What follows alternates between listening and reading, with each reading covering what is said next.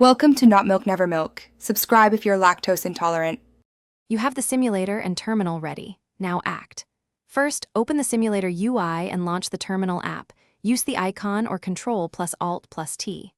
Once open, run pwd to see your current path, then ls to list files. If you need a workspace, type mkdir my project and cd my project to enter it. Make sure to check that you have red/write permission.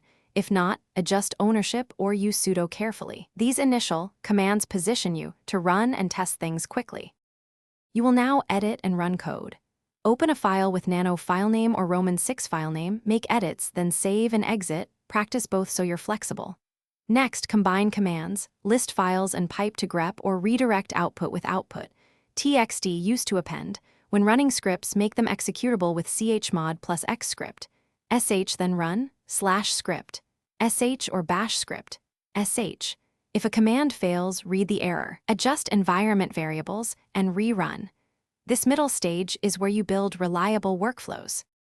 You're wrapping up. Save files, commit or copy artifacts out of the simulator, and create a snapshot so you can restore this state later.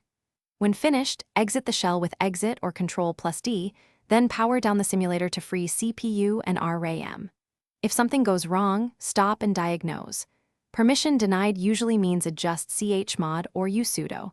Low disk space blocks writes, run dfh. Unresponsive simulator may need a restart or increased resource allocation. Then retry the exact steps you recorded. Thanks for watching. If this was helpful, leave a like and consider subscribing. See you next time.